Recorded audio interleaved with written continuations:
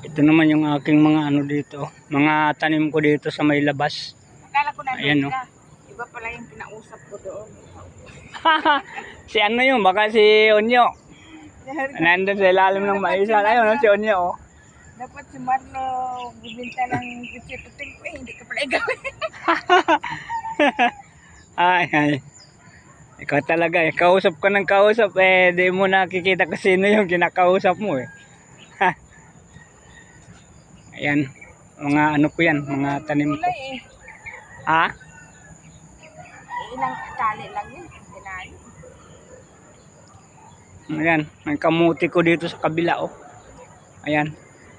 Anong ilan ang ano eh. Pwede namang ano na yan. Pangbinta na yung pichay na yun oh. Oo nga, kukunti lang. Langanin. Langanin daw. Marami kaya yan. Ubusin yung pag ano. Samahan nyo ng ano, talbos dito. Sabi ko sa iyo, magkano ng talbos eh. May gagawin pa ako ngayong araw na to. Ito, mga talong ko dito. Ay, yung gabi ko kapon na ano. Kuha pang gulay. Ha? Gulay.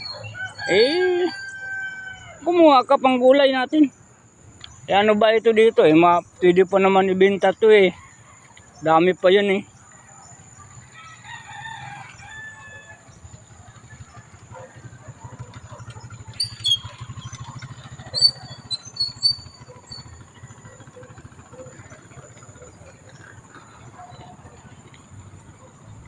Ito yung mga pichay ko.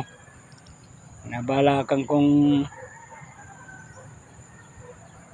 bibintahan.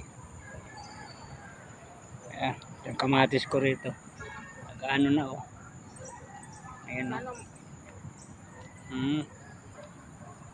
Ha, namulaklak na yung ano, yung bansot oh. Bansot yan, namulaklak. Ayan, mayroon ng bunga. Yung doon, hindi mo kitinignan? Di, nagbulaklak na rin doon, may mga bunga na. May mga bunga na din. Oo.